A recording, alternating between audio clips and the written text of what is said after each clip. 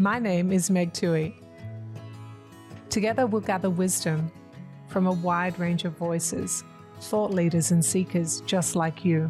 Through individual stories, we'll explore multiple categories of wisdom and uncover how the stripes of our experiences, both joyful and challenging and all that lies in between, intertwine to create a rich tapestry of life.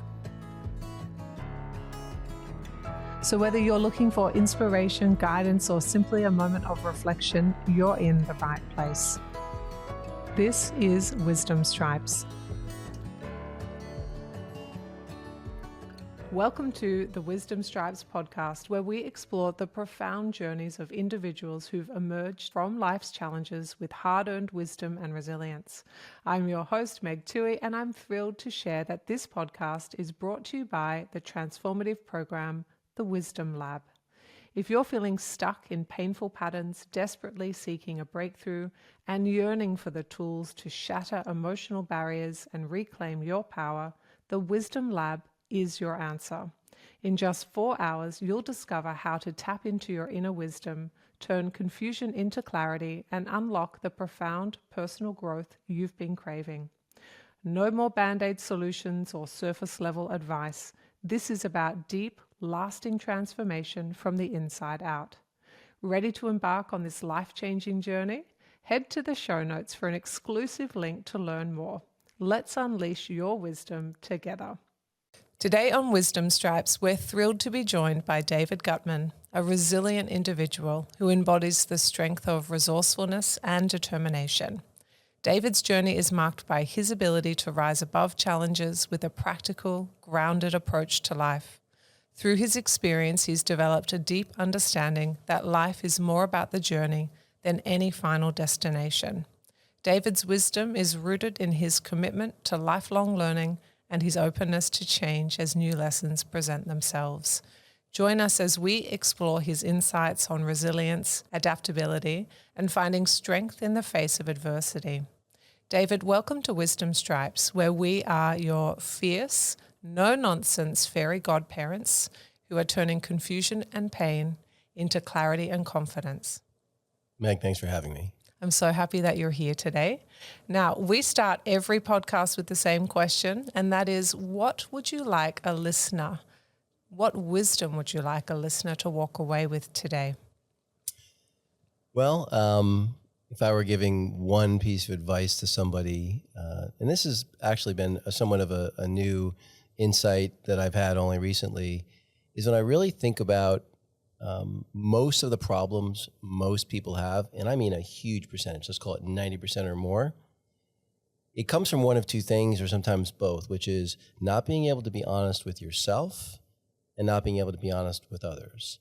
And of course, you can't be honest with others if you can't be honest with yourself first. And so whether it's, a romantic relationship, friendships, your career, your job, coworkers, boss, whatever it might be, children, if you can't be honest with yourself, it's going to be really, really hard to see the path forward. So I found that whenever I'm in a situation where I'm trying to think something through, I sort of try to go to first principles and as close as I can possibly get to sort of base reality, and then I work from there, and I find that I usually get a better result. So the thing that comes to mind for me is honesty with self, as I saw this visual in my mind. Like if you and I were trying to connect and have a conversation, the amount of connection that is possible between us depends on your openness to self and that non-hiding, and my openness to self and non-hiding, because otherwise we have these like little barriers that are blocking our relationship with ourselves, which means that we are also unable to connect through those blockages to other people. Is that a metaphor that you think fits what you just described? I do. In fact, I don't know if you've ever seen, I think she's a psychologist, Brené Brown. Yeah. It was my all-time favorite TED Talk. And it's about vulnerability and authenticity. And what she says, and I've shared that TED Talk with a lot of people, is if you can't be vulnerable, you can't be authentic. And if you can't be authentic, you cannot create real human connection. And I think people mistakenly see vulnerability as a weakness, but it's actually not. And I think she's right. She calls it a superpower. I think if you can be vulnerable and you can be authentic, you can create human connection in a way.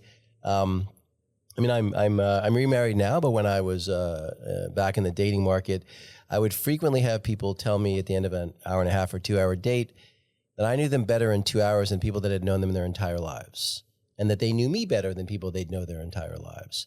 And really, I think that just comes down to, if you could be authentic, if you can be vulnerable, the other people usually respond in kind, and that's the only way you make connection. Because otherwise, you're just spending time with the illusion that you have of yourself and the illusions people are trying to create about themselves.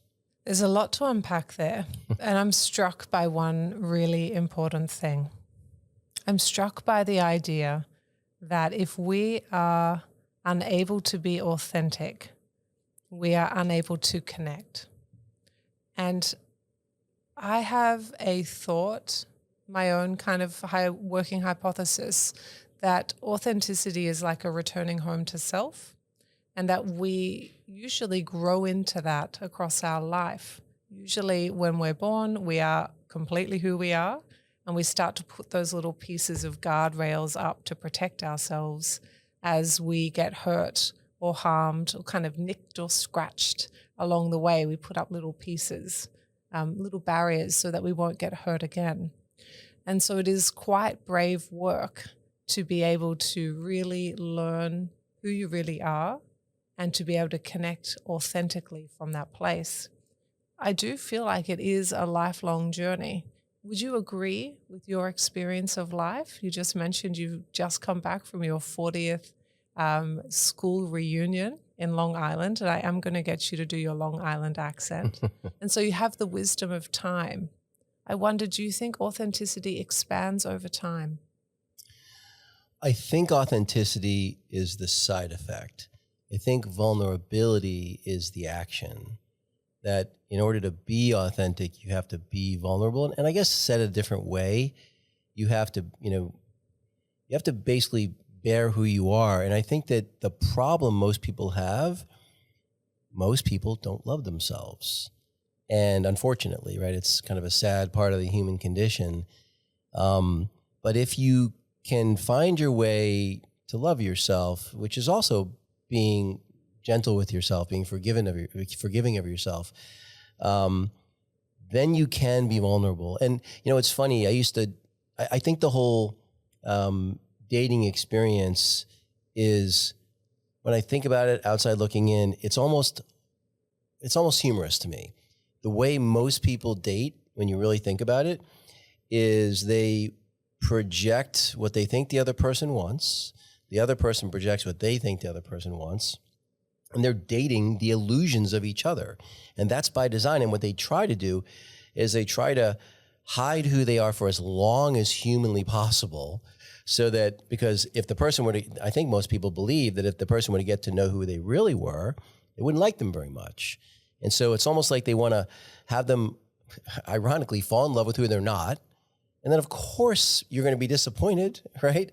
As opposed to the way I thought about the dating experience was, most people are not going to be right for me, and I'm not going to be right for most people.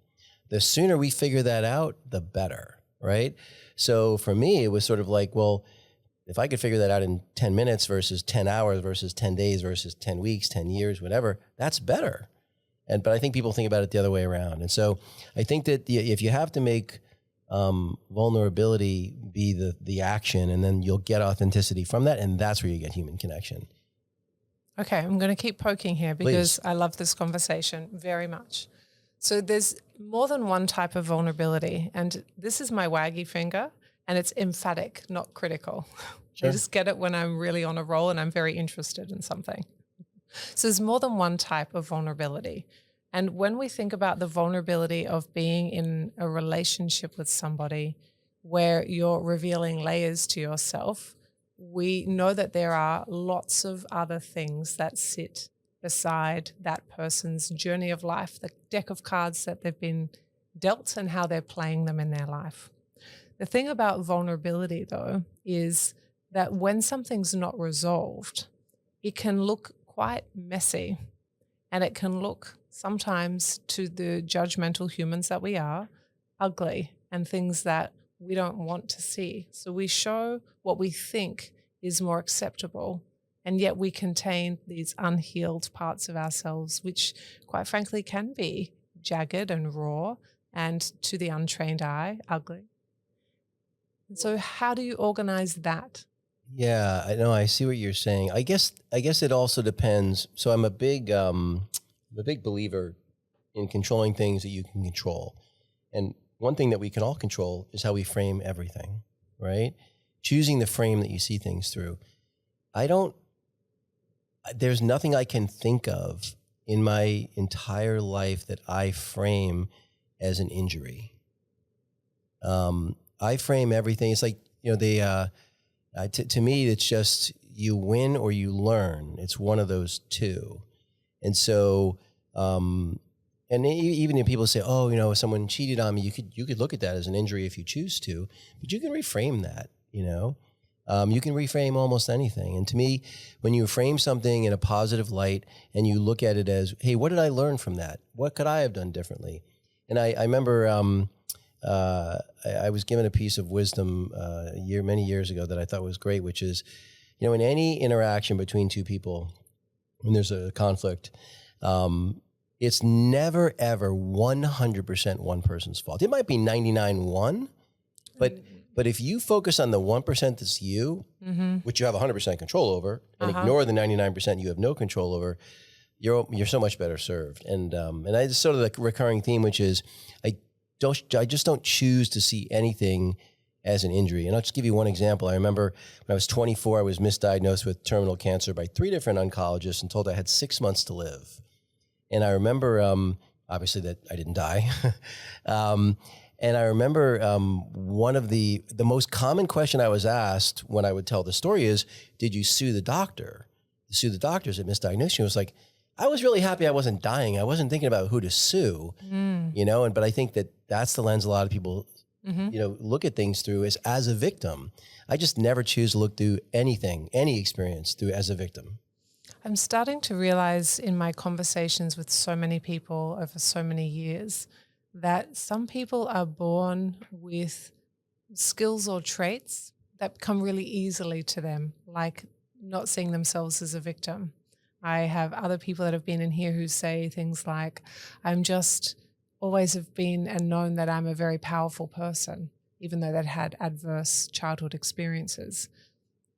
I'm really curious to explore whether that was something you built or whether that's something that's sort of innately in you, that you are the person who looks through life through that lens. So when I think about myself and any of my good qualities, I can trace every single good quality of mine to something bad or some challenge I had to overcome. I can trace 0 of my good qualities to something good that happened. So again, to me, it's like, I think one of the biggest hardships, in fact, I think one of the most difficult things as a parent, and I have a 24-year-old daughter, one of the most difficult things as a parent is how do you walk that line between allowing your child to experience suffering? Because if you don't allow them to experience suffering, they don't learn. It's like helping them avoid all suffering is the worst thing you can possibly do. And so, again, it's just the way I frame it. I think that I had a fair number of, and don't get me wrong, I grew up in an upper middle class family, socioeconomically, we were fine, but I was also like freakishly little, got bullied and picked on some, but I sort of became an athlete. I became a wrestler, learned how to defend myself. And I don't know. So for me, I think it really just developed through the experience of overcoming hardship. Actually, now that I think about it, there were 2 very formative experiences that I think will directly answer your question. So when I was 7, I didn't realize it at the time, but I helped my mom detox from alcohol. My mom was an alcoholic. She was only an actual alcoholic for a couple of years, but I didn't even know what it was. But I just thought she was sick, but then I realized in hindsight she was going through withdrawal symptoms from alcohol. And as I became aware of that, as I got a little bit older, I saw my mom go from being a drunk to being a functioning member of society. My father, similarly, when I was 10, he was my height and 350 pounds. I mean, absolutely enormous, probably one cheeseburger away from a heart attack. And I saw him lose 175, 180 pounds over the next year. And my father's been healthy and fit. He's 82 and very healthy now. And so I guess I saw both of my parents have, very difficult obstacles to overcome. And they were basically able to take control of their lives. And so I guess I saw those experiences, and I'm like, you know what? It's a little bit simplistic maybe, but I think oftentimes getting the outcome you want is a choice.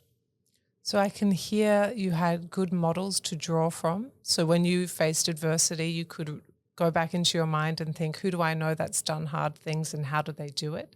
So you could use that. And then perhaps having that exposure allowed you then to practice the art of reframing, but without sweeping the pain under the rug. I can tell without asking you that you didn't avoid the pain that is alongside those difficult moments, but you chose to kind of take it and mold it into something that would serve you.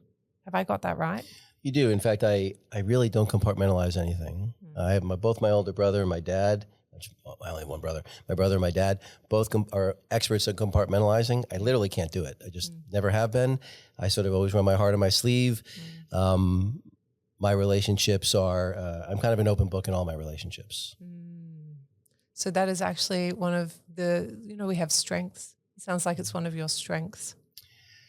I think like most things, the duality of most things, it's a strength and a weakness. Oh, yeah, because an overuse of a strength becomes our shadows. Yeah. Yeah. So all of us have that. That's the human condition, isn't it? My daughter gives me a hard time. She thinks I don't draw enough boundaries, especially she's like, all the people you work with, your friends, you should have more separation. I'm like, I like it the way it is. So she might be on the path to learning that we make it the way we like it sometimes, and sometimes we make it the way we don't like it, but we always have the power to choose. Yeah, I will say the one nice thing is she's, I think one of the things she has emulated from me is I'm a lifelong learner. She is as well. I think she's, I think that she sees that I'm pretty happy. So when you talk about her, your whole being shifts. So I feel like maybe being a parent is really important to you. Yeah. So the background there, I got divorced when my daughter was 1, and my wife at the time moved away with my daughter. I was living in New York and she moved to Chicago. And so for about 2 years, I had without my approval, without my agreeing to it. So I had a long distance relationship for 2 years, and then I moved to Chicago, and let's just say I had to fight very, very hard to have a relationship with my daughter, and so I just don't take it for granted. So it's the thing I'm probably the most proud of. Well, yes, there's a Roald Dahl quote, and I'm going to totally not say it correctly, but it's like when she smiles, it's like sunshines and rainbows. Her eyes are full of sunshines and rainbows. It's a story. But I feel like when I see you bring her to mind, you turn into sunshines and rainbows when you think about her. So that love must be very pure and very connected. I have a hard time talking about it without crying. Yeah. She means the world to me. Yeah. What's it like to have a 24-year-old daughter and watch and to love her so wholeheartedly and to watch her grow up and to have had to fight for her the way you have? Tell us what that's like. It's it ended up being a genuine blessing, as difficult as it was. And when I think about, the thing about having a child is they're the best thing, but my daughter's the only thing that can wreck me. So I don't fear anything. I don't fear death. I don't welcome death, but I don't fear it. I don't fear anything except something bad happening to her. So it's sort of that duality again of the thing that's most of my favorite memories are things that I've done with my daughter. What I would say too is my two favorite ages was when she was 5, because when you're 5, you still don't filter the world yet at all, but you can communicate pretty well. And so it's this really nice, very brief period where there's no filtering going on, but they can communicate. And the second favorite is now, her age now, because we really are friends.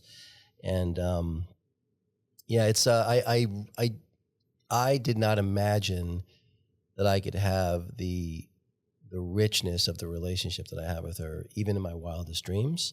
So I feel really, really fortunate. And ironically, because I had to fight so hard for that relationship, I think that's what enabled me to have the depth and richness that I have in that relationship that I don't think I could have had any other way. So it ended up being a gift in a weird way. So for those people listening who think, I don't understand what it would be like to have a rich relationship with my father, or I'm a parent and I'm not sure if the relationship I have with my child is a rich relationship, how could you tell us about it in a way that allows people to say, oh, I really understand what he means?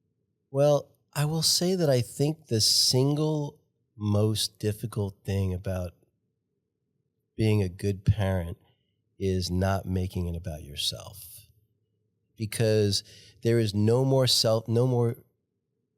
don't think there's anything that's more of a selfish act than being a parent. And so the dichotomy of trying to be completely selfless in an act that is inherently selfish is very difficult. I think it's a little bit easier when it's the opposite gender. I think if I had a son, it would have been harder, though I would have tried my very hardest. It would have been more difficult to not try to live through him a little bit, because it's my daughter, it's a daughter, different gender. I just want her to be happy. I don't care about what she does professionally. I want to help her in whatever she does, but I just don't care. If I had a son, how successful he was, what kind of an athlete he was, those things would probably have mattered more to me, though I would have tried to rein it in. And it just doesn't matter when I have a daughter. So I think that's the hardest part. And I think if you want to have a really, truly rich relationship with your child, it has to be about them and not about yourself. It's not my daughter, my son, the doctor, the lawyer, whatever it might be. And people, I think my second wife, my current wife, she tells me, and she's one of these people that will be brutally honest with me, as will my daughter. My daughter particularly brutal. But I feel like I see my daughter very objectively, which I think is very difficult as a parent. Like I don't, my daughter's beautiful, but she's not Miss America. She's very smart. She's not going to cure cancer. She's not going to be an astronaut. She's not going to be president. But what I will say about my daughter is she is the best human being I've ever met. And I feel really proud about that. And I feel like that's partly just how she is innately, and I at least like to think partly because of how she's been parented, both by me and by my ex-wife. So I want to unpack the best human in the world. Sure. Because I think parents feel that way very often about their children, and sometimes parents don't feel that way about their children. And I am curious from your perspective whether you feel like there is a choice in there about how you choose to see your children versus who they are, because I feel like all the humans are good, especially children. But I feel like sometimes the adults can have layers, kind of like putting a colored cellophane over a light, that change their perception based on their own filters. Yeah. So I remember when my daughter was 8 or 9, I coached her soccer team, and she asked me where I thought she ranked her versus the other girls in the team. Now, I knew when she asked me the question that she already knew the answer. She just wanted to know if I would lie to her. So I told her, I said, from a pure talent standpoint, you're a little below average. I said, you don't really practice that often. If you'd like to get better, I can help you with your skills. I said, but you hustle and you're a little bit faster than all the girls. So in total, you're about average. And she said, I'm good. She just wanted to know if I would lie to her. And again, that comes back to the fact that in order to be the kind of parent I wanted to be, I think it required me to see my daughter objectively. Because how else can I guide her? If I inflate her ability, her intellect, her, if I think she's, a supermodel and she can't get a date, well, how am I going to guide her about what's wrong? If, you know what I'm saying? If she's, 300 pounds and she can't get a date, oh, you're gorgeous. That's not helpful. Right? Or, gee, why can't I get into Harvard? You know what I'm saying? Like, you have to be able to be objective in order to guide your child well. So when I say that I think my daughter is such an exceptional human being, it's because I've literally never seen her make a morally questionable decision, ever. And to the point where my second wife, not her biological mother, literally our nickname for my daughter is Timo. It's Tyler is her name, Tyler and Emo, so we made Timo. So she has a tattoo that's WWTD, which is what would Timo do. So literally both of us, like when I have a tough decision to make, I'll ask myself, what would my daughter do in this situation? That's how good of a moral compass she has. So a lot of parents probably say that, but they say it without conviction. My experience with my daughter is I've never seen her be intentionally mean to anybody, ever. Never, she's not a gossiper. She's just, she always looks internally first for why something didn't go the way it should have. Also doesn't play the victim. And so, I feel really grateful to have, to be able to share her life with her. So I loved that answer, and I'm going to ask you a similar question, and I'm trying to take us in a slightly different place. And that is for parents who look at their child and think, I don't know if I like that child so much. And I mean it from a place of sort of the opposite of you, where I do believe there is a choice for how parents choose to see their child. And I wonder, could we talk about the hard, not talked about topic about parents who break connection with their children, because they're not fulfilling the identity that they wish that they would, or they're not fulfilling the way in which they think they should live their life, or they might see a part of themselves that they don't like in themselves and their child, and they can't see the inherent goodness of what that child is, because all children are special, sacred people. And as we get older, we remain special and sacred. But adults can parents can sometimes get lost or trapped and say, it's the child I don't like. The child's the problem. Can we talk about that? Oh, there's a lot there.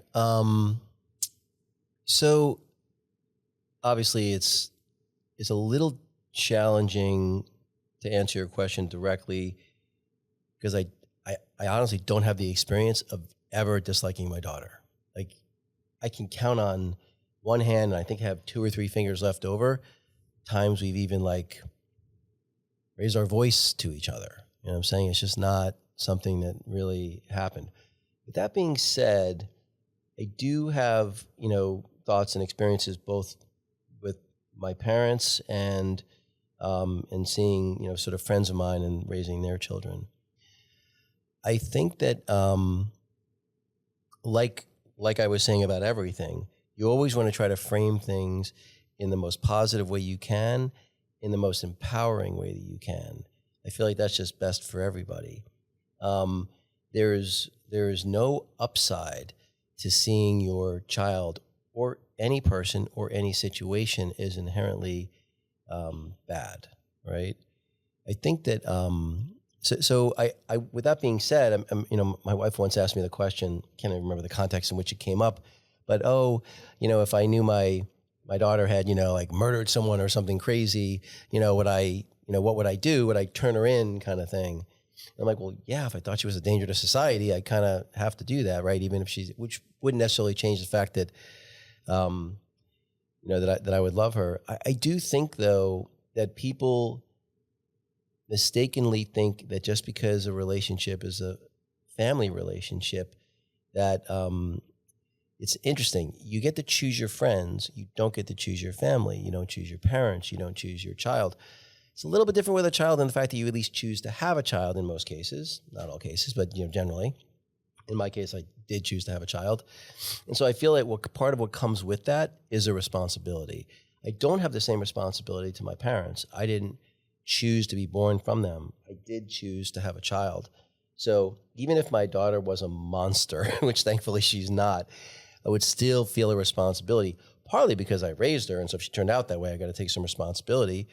But two, I just feel like I brought this person into the world. It's my job, literally my job, my responsibility, even my burden, to help shepherd them through it.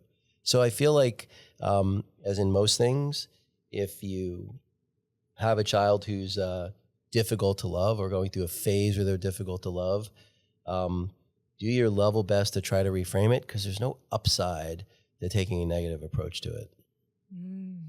So let's talk about the power of the reframe, because I would like to operationalize the definition of what you mean by reframe. We do not mean waggy finger, sweeping something under the carpet and stomping about, stubbing our toes on our pain and our wounds.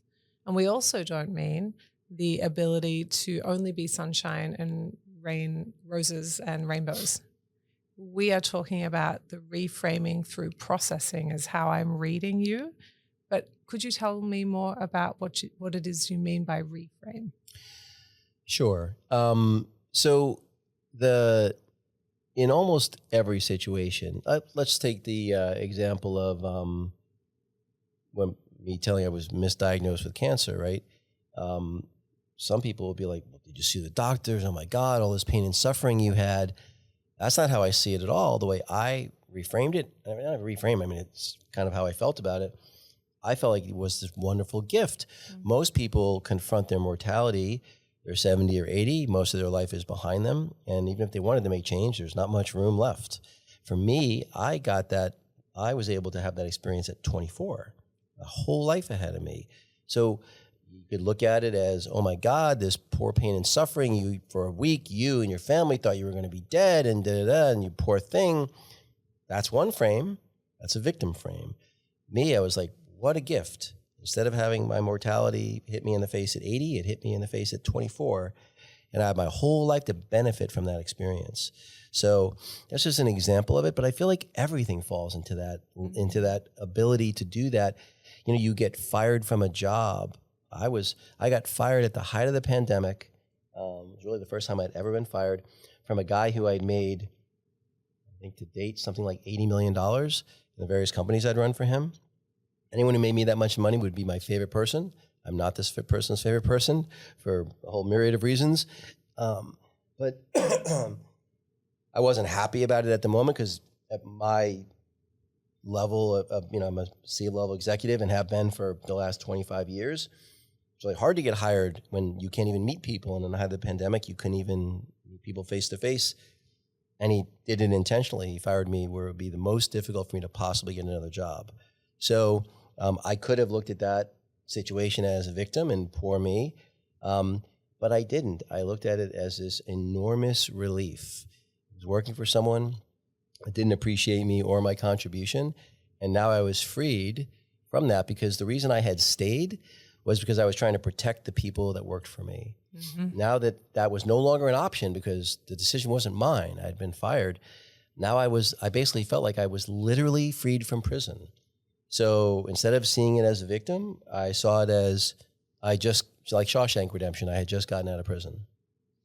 What did you choose to do with your freedom? Got a couple of other jobs, a couple of which I made a whole bunch of money from. And it ended up being, again, a huge blessing in disguise. Sometimes the things that cross our paths that we think are harmful or that are here to hurt us, they can turn to be blessings. My experience is that it's almost always the case. It's not even the exception. It's the rule that, obviously, if I get in a car accident, I become a quadriplegic. that's a really bad day. And it's hard to see the glass half full in that situation, if I were being honest. But I'd put that at like 1% of things. Most things, 95% plus, are easy to reframe as being positive because they are. Because hardships are the things that allow you to grow. And you just simply have to look for the lessons there. And even situations where I feel like I've been treated grossly, unfairly, I'm still looking for that 1%. What could I have done different? Mm-hmm. That's all I can control. Mm-hmm. So that's what I focus my energy on. There is a real taking back of power or agency when you realize that you focus on that small circle of influence. Stephen Covey's work, the leadership, that circle of influence, what I can control, and take your focus out of what you can't control. It sounds like you naturally focus or are able to direct your focus into the places where you can affect the most change. Is that correct? So one of the things that's really interesting for me in my journey, I'm 58 years old, and I think I've changed more in the last 5 years than in the 25 years prior to that. I think I've always been pretty introspective and self-aware and trying to improve myself, but it's accelerated. And I think a lot of that is it's just so much easier to learn now than it was when I was younger.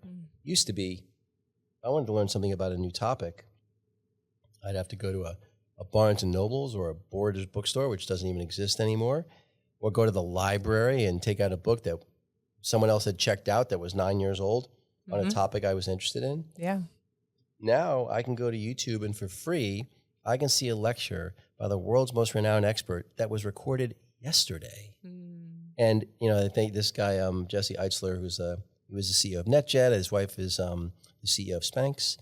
I don't know if he's the first person who said it, but he's the first person I heard say it, which is if you spend 18 minutes a day, 100 hours a year, you'll be in the top 5% of every person on the planet about that thing, knitting, playing the piano, speaking another language, whatever it might be.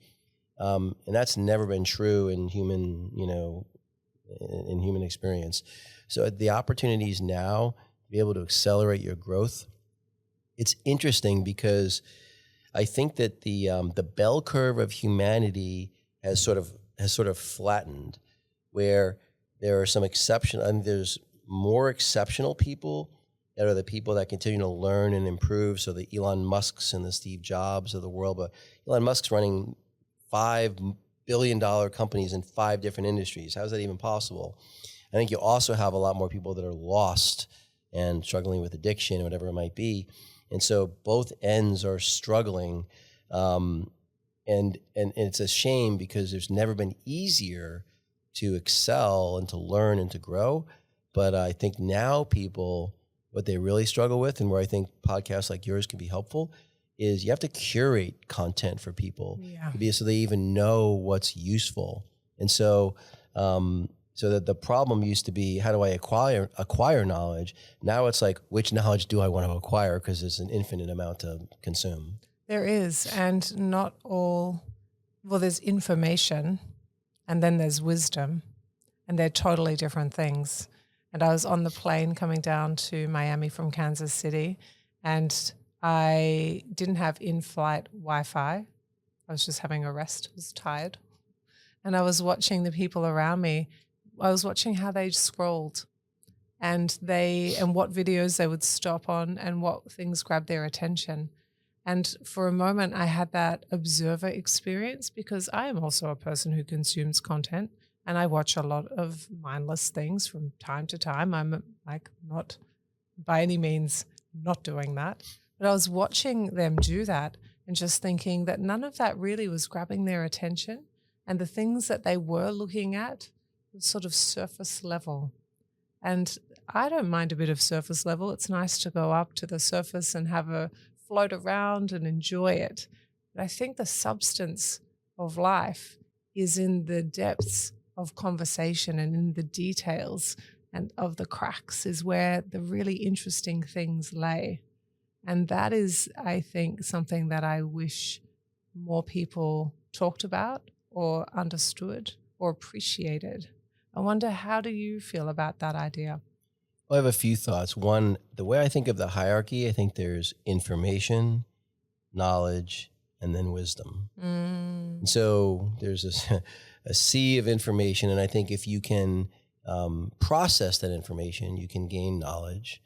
But I feel like there's a third component. There's the you component that converts that knowledge to wisdom. And I think that comes from a combination of the knowledge you consume, being married with your own life experience or the experiences of others, if you're, from books you might read or podcasts you might watch or whatever it might be. So I feel like, that is, that process is, I think a lot of people, they don't even get to the knowledge level, let alone the wisdom level. The point you make, about getting into the depths of things, unfortunately, I don't think that's for everyone, and it's unfortunate because I'm the same way, which is I'm not interested in superficial conversations. I don't really ever talk about the weather. I don't even understand people that do that. I know people that talk to their, their mom or their dad, every single day. And I'll be like, what could you possibly be talking about? Oh, the weather, what I had for lunch that day. Like, that's just not interesting to me. Like, when I'm having conversations, it's about philosophy. It's about, it's about things that matter. Otherwise, I'd rather be learning. My daughter makes fun of me. Except when I'm exercising, I never listen to music. I'm always listening to a podcast or an audiobook or reading a book. Like, and again, for me, that's entertainment, because learning is the most invigorating experience I have, other than having, sort of deep conversations with people whose opinions matter to me. I have so many thoughts stemming from this. I'm trying to decide which direction to go at once. I think no, not that one. Let me try again. Because there's a lot we can do in this space, you and me. There's something about the invigoration of being a quester. So going on a quest and questing, where you're looking for answers. And when you are a quester, which is a funny word, it doesn't quite roll off the tongue, a quester. It sounds not quite right either. You say it. A quester? That sounds better when you say it. I never heard the word, but I don't think it is a word. Works for me. I think I made it up. I think when you are a questor, that is where the depth of the information that becomes the knowledge, that becomes the wisdom lives. And all of us can choose to be people who want to become wiser. And part of the reason I started this podcast is I was looking for wisdom around me. We go information, knowledge, wisdom, and there just wasn't enough to satiate my need to understand the things that make life. And so what I wanted to do with this podcast is make a space for those people who love to hear other people's quests and how they turned out, so that they understand the nitty-gritty, the things that are of great value when you look in the cracks. Now, I wonder if you've ever heard of an author. He came out in the 90s. Potentially your daughter read his book. He's an Australian author, and he had a very globally successful book called Tomorrow, When the War Began. And his name is John Marsden. He was an Australian English teacher who wrote books for teenage kids, and it was huge. His most recent book is in his, I think, late 70s now. He founded 2 schools in Australia. He now has that as his legacy. But one of the things he talks about is the levels of the way in which our brains work. I can't remember the bottom level that he described, but I can remember that after that is concrete reasoning. And above that, concrete thinking. And above that is abstract reasoning. And he talked about the percentage of people who don't live or explore above concrete reasoning into abstract thinking. Let me say that again. The people that don't move out of concrete thinking into abstract reasoning. And abstract reasoning is where you synthesize ideas and you realize there are gaps or there are pieces that from here that belong over there. And when I join them here, I make this thing or I understand this thing. And people who live in abstract reasoning love questing. They love looking in the gaps. They love hearing other stories. They're interested in wisdom. They take their information, they turn it into knowledge, and then it becomes wisdom. And they're sort of like the people who we look to as our directioneers, the ones that are like, we should go this way, humanity. Don't go this way. Come this way with us. The good kind of soul people. I wonder, do you see a correlation in that idea with the idea of depth of conversation? I do. I think that I think a sort of when I think about abstract reasoning, I think about the ability to, because again, I think it comes down to what I was saying about wisdom, which is you have to be able to apply your own life experience to knowledge in order for it to have real utility, especially as a guidepost. I think that, it's funny. One of the things that I've only come to realize recently that is absolutely critical to personal development, and not just personal, and professionally, in all ways, in relationships, is the ability to have real humility. Because without humility, you stop taking in new information. So there are people who are intellectual heroes of mine, someone like a Sam Harris, a Jordan Peterson, a Ben Shapiro, people that, intellectually are way smarter than me. But they are emotionally invested in being right. And I think that once you lose the humility and the inability to be frequently wrong, you lose the ability to take in new information and make adjustments. And so I think that there's this almost curse for people that are innately intelligent that you have to be really careful about. And I am, it's like I have people in my life, like my wife, like my daughter, my dad, my brother, who, some close friends that I know will always be honest with me. And I'm always looking for my blind spot, always looking for that blind spot. And I always have genuine humility that I could be wrong about literally everything. Even things I'm proud of, like I think I know how to be a really good dad. I'm completely open to being completely wrong about all of it. And that allows me to take in new information, improve, and make adjustments. And so I feel like what comes along with that is I'm really careful that I don't allow myself to feel special. I want to feel fortunate. So I was, given a certain intellect, a certain upbringing, environment, parents that generally cared and supported and loved me. Not everyone has that. And so anyone born to the exact same DNA and circumstances as me would be me.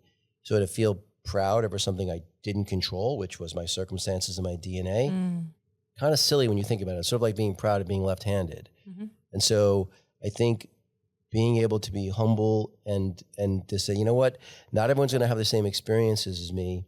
I shouldn't hold people to the same standard as myself because not everyone's traveling the same journey as me. And so I think that's because people say, oh, this person did this to me, or this, again, playing more of the victim. For me, I'm like, I just feel so lucky that I was given, whatever the set of things, circumstances I was born to, has allowed me to experience life in this really rich way, that really all I try to focus on is how can I be that randomness in other people's lives to be able to help them have any portion of what I'm able to experience. And so I guess if I had a purpose, that's probably the closest I can come to. Well, it does take us to my last question very beautifully, my friend. So we're in fall. not in Florida, because we've got to have some crisper air. Okay. Okay? So no humidity. Nice chill, but not too cold. Let's not be cold. We've got the perfect amount of drinks. We've got good snacks. We've got comfortable chairs, and we've got a few vacant chairs for some people who are listening. And they're coming in to sit with us, and they're all comfortable and cozy as well.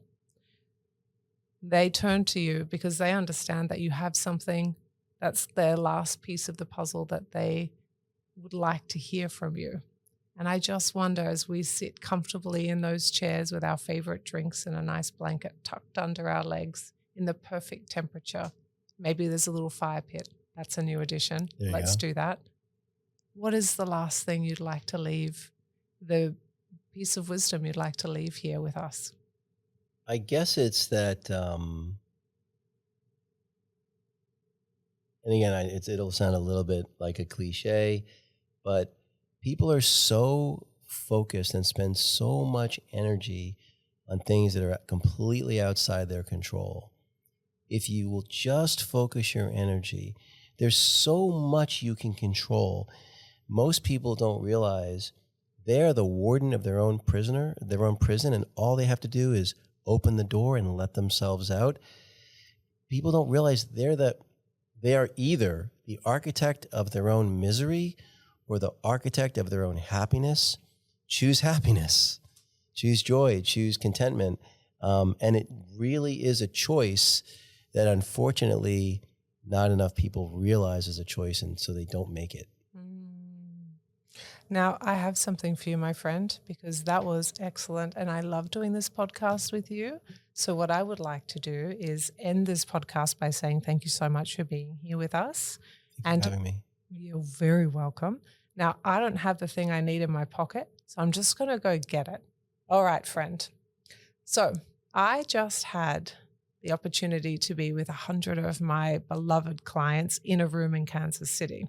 And as a part of a safely held container of space, these beautiful women wrote down some pain, wrapped it in love, and then returned it to the elements. And when they did that, when they had that release, they were given a piece of tumblestone called tree jasper as a way to remember all that they have endured, but have it be, let me say that again, but have it be in a different form, not a form that was sort of stuck or lodged in their heart or in another part of their beautiful body, and that was kind of tripping or pinching or hurting them, but something that they could remember what they learned from that experience, how it shaped them, how it allowed them to grow, how it allowed them to have the experience of finding some gratitude for the context from which they came and the making the best they could with the cards they were dealt and being able to grow into the next version of themselves, because without that pain, that couldn't happen.